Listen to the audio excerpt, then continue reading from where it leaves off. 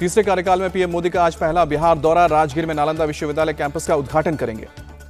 नालंदा विश्वविद्यालय के उद्घाटन समारोह में 17 देशों के मिशन प्रमुख होंगे शामिल। मौके पर लोगों को संबोधित करेंगे पीएम मोदी। यूनिवर्सिटी कैंपस के उद्घाटन से पहले नालंदा के अवशेषों का दौरा करेंगे पीएम मोदी। 2016 में संयुक्त राष्ट्र ने इसे विश्व धरोहर घोषित किया था।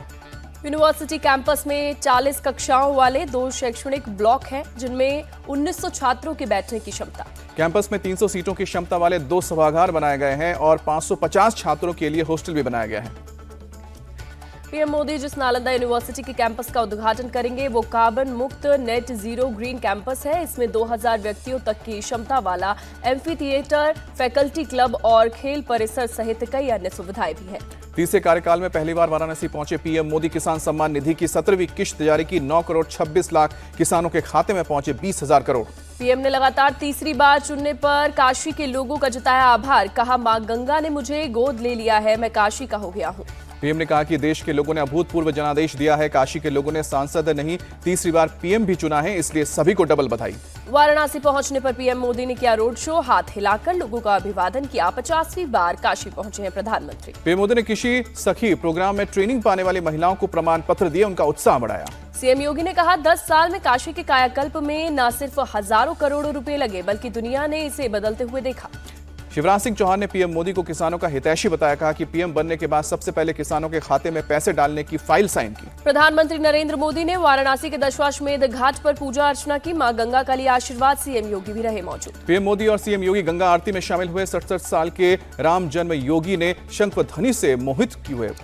इस बार योग दिवस पर श्रीनगर में होंगे पीएम मोदी। 21 जून की सुबह 6:30 बजे डल झील के किनारे हजारों लोगों के साथ करेंगे योगासन। वाराणसी में श्री काशी विश्वनाथ मंदिर पहुंचे केंद्रीय मंत्री शिवराज सिंह चौहान। पूजा अर्चना कर लिया आशीर्वाद।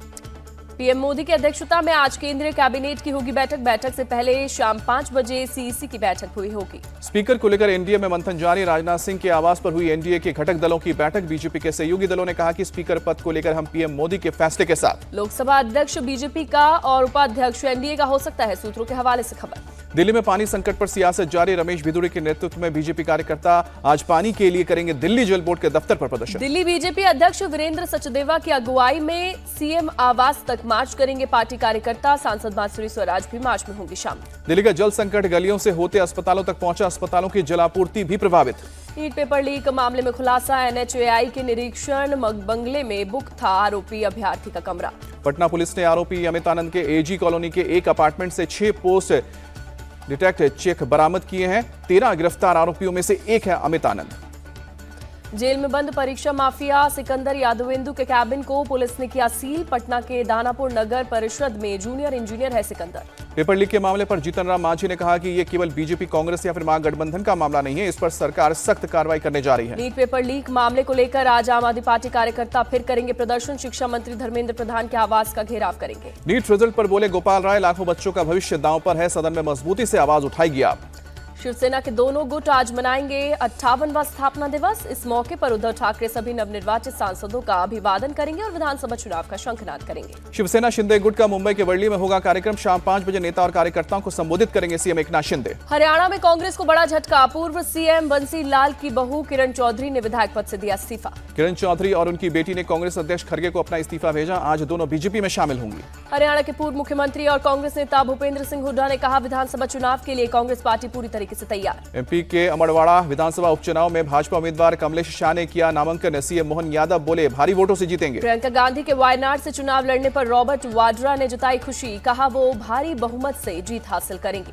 रॉबर्ट वाड्रा ने कहा कि प्रियंका गांधी को सांसद की भूमिका में देखने के बाद सक्रिय राजनीति में एंट्री के लिए सोचूंगा। पूर्व केंद्रीय मंत्री राजीव चंद्रशेखर का राहुल गांधी पर तंज। कहा, राहुल गांधी ने वायनाड की जनता को धोखा दिया। मेढक हिंसा के मामले में एआईएमआईएम प्रमुख असदुद्दीन ओवैसी ने बीजेपी पर लगाया नफरत फैलाने का आरोप। कहा कि पुलिस अगर फौरन हरकत में आ जाती तो वाकया नहीं होता। आंध्र प्रदेश के डिप्टी सीएम पवन कल्याण ने संभाला पदभार। सचिवालय जाते वक्त कार्यकर्ताओं ने जोरदार स्वागत किया। आंध्र के सीएम चंद्रबाबू नायडू ने डिप्टी सीएम पवन कल्याण को दी बधाई। सचिवालय में हुई दोनों की शिष्टाचार भेंट। बिहार के अररिया में उद्घाटन से पहले गिरा पुल बकरा नदी पर 12 करोड़ की लागत से हुआ था तैयार। पुल का 3 पिलर नदी में समा गया। हादसे में किसी के हताहत होने की सूचना नहीं। साल 2011 में बनना शुरू हुआ था पुल गिरने पर बिहार सरकार का एक्शन। 4 सदस्यीय उच्च स्तरीय जांच दल का किया गया गठन। असिस्टेंट इंजीनियर और जूनियर इंजीनियर तत्काल प्रभाव से सस्पेंड किए गए।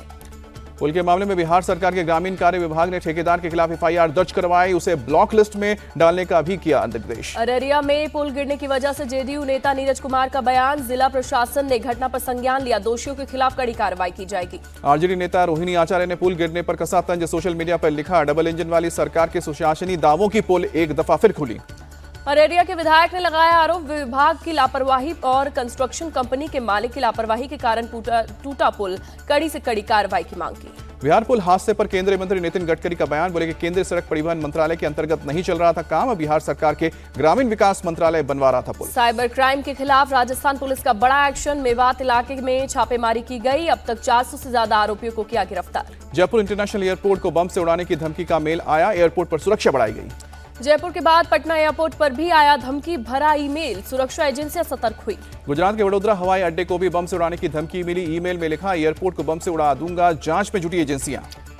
जयपुर के सांगानेर में अतिक्रमण पर चला जेडीए का बुलडोजर, इसी इलाके से विधायक है सीएम भजनलाल शर्मा। बेंगलुरु में तेल के दाम में बढ़ोतरी को लेकर सड़कों पर उतरे आम आदमी पार्टी के कार्यकर्ताओं ने शहर के कई इलाकों में प्रदर्शन किया। दिल्ली समेत उत्तर भारत में गर्मी का कहर जारी, दिल्ली में गर्मी के रेड अलर्ट के बीच मंगलवार को लू से 5 लोगों की हुई मौत। यूपी के कई जिलों में 20 जून तक मौसम विभाग का रेड अलर्ट प्रदर्शन, प्रदेश में अब तक 119 लोगों की जान गई है, बिहार में भी लू के प्रकोप से अब तक 45 लोगों की जान गई। राजस्थान में 25 जून के बाद आ सकता है मानसून, अगले 3 से 4 दिन जारी रहेगा गर्मी का प्रकोप, आईएमडी ने जारी किया अलर्ट। गुजरात के भावनगर इलाके में बारिश हुई, भीषण गर्मी से राहत मिली। तमिलनाडु के तिरुचिरापल्ली में तेज हवाओं के साथ भारी बारिश से लोगों को हुई परेशानी। असम के बाढ़ बनी आफत, 14 जिलों में करीब 1 लाख से ज्यादा लोग प्रभावित हुए। ओडिशा में हुई मानसून की एंट्री, भुवनेश्वर में कई हिस्सों में हुई बारिश, लोगों को मिली राहत। उत्तरी राजस्थान में जारी है हीट वेव, आईएमडी के अनुसार कई इलाकों में तापमान 40 डिग्री पर पहुंचा। हरियाणा रोडवेज में यात्रियों को मिलेगा पीने के लिए ठंडा पानी, परिवहन राज्य मंत्री असीम गोयल जारी के निर्देश। वाराणसी में झमाझम बारिश से मौसम में ठंडक का एहसास, लगातार बढ़ रही है गर्मी से लोगों को मिले राहत। चेन्नई में मूसलाधार बारिश, शहर के कई इलाकों में हुई भारी बारिश, लोगों को गर्मी से मिली राहत। दिल्ली के राजौरी गार्डन में एक फूड आउटलेट में गोलीबारी, फायरिंग में एक शख्स की मौत। पुलिस और क्राइम ब्रांच की टीम मौके पर पहुंचकर मामले की जांच में जुटी, हमलावरों की पहचान के लिए पुलिस सीसीटीवी की ले रही है मदद। यूपी के आगरा में दूध के प्लांट में गैस लीक, हादसे में एक शख्स की मौत, दम घुटने से मौत हुई। जम्मू कश्मीर के पुंछ में सुरक्षा बलों के जवान चला रहे हैं रेस्क्यू ऑपरेशन, पिछले दिनों हुए आतंकी हमलों के बाद एक्शन में आए पुलिस और सुरक्षा बलों के जवान। उत्तराखंड में ऋषिकेश के पास जंगलों में लगी आग पर काबू नहीं, आग के पास में एक फैक्ट्री के वेयरहाउस तक पहुंची, फायर ब्रिगेड की टीम ने मौके पर पहुंचकर खंबा संभाला। ऋषिकेश में जंगल में कई दिनों से लगी आग, वेयरहाउस में रखा सामान जलकर खाक हुआ, आग को फैलने से रोकने की हो रही है कोशिश। जम्मू कश्मीर के रामनगर में जंगल में लगी भीषण आग, कई दिनों से लगी आग में जंगल के पेड़ों को हो रहा है नुकसान, फायर ब्रिगेड की टीम ने आग पर बुझाने की कोशिश की। यूपी के सहरानपुर में नदी में नहाने गए 2 युवकों को डूबने से हुई मौत, गोताखोरों की मदद से दोनों की डेड बॉडी निकाली गई। पुलिस के मुताबिक पानी के तेज बहाव की वजह से दोनों शख्स डूब गए, स्थानीय लोगों ने डूबता देख की बचाने की कोशिश की, लोगों ने पुलिस को भी जानकारी दी। सिक्किम में लोगों का रेस्क्यू ऑपरेशन लगातार जारी, आर्मी के जवान लोगों को रस्सियों के सहारे निकाल रहे हैं बाहर, भूस्खलन की वजह से फंसे हुए हैं कई पर्यटक। आगरा फतेहाबाद रोड पर पेपर रोल रखे ट्रक में लगी आग, चालक ने ट्रक को पार्क के पास ले जाकर लोगों की मदद से बुझाई आग, ट्रक में रखा कागज जलकर खाक हुआ। आग लगे ट्रक को चलता देख लोग दहशत में आए, ड्राइवर ने पार्क में लगे सबमर्सिबल से बुझाई आग, और कर्नाटक से पेपर रोल से आगरा आया था ट्रक। लखनऊ के चिन्हट इलाके में एक कार गैराज में लगी आग, गैराज में रखी कई गाड़ियां जलकर खाक हुई, फायर ब्रिगेड की टीम ने आग पर काबू पाया। जम्मू कश्मीर के राजौरी में सड़क पर पलटी यात्रियों से भरी मिनी बस, हादसे में बस में सवार 9 लोग घायल। गुजरात के गांधीनगर में आईटीआई पास छात्रों का प्रदर्शन, टीआईटी पास वालों को स्थायी शिक्षक नियुक्त करने की बात कही। T20 वर्ल्ड कप में आज से शुरू होंगे सुपर 8 मुकाबले, पहले मैच में अमेरिका का सामना दक्षिण अफ्रीका से होगा। श्रीलंका के खिलाफ वनडे सीरीज में श्रेयस अय्यर की हो सकती है वापसी, जुलाई अगस्त में खेली जाएगी सीरीज। स्मृति मंधाना को वनडे बल्लेबाजी रैंकिंग में हुआ फायदा, 2 पायदान की उछाल के साथ तीसरे स्थान पर पहुंची। पाकिस्तान के तेज गेंदबाज हारिस रऊफ ने हाथापाई के वीडियो के बाद तोड़ी चुप्पी, कहा परिवार की बात आने पर दूंगा माकूल जवाब। पावो नुर्मी खेलों में नीरज चोपड़ा ने गोल्ड मेडल जीता, तीसरे प्रयास में 85.97 मीटर का थ्रो किया।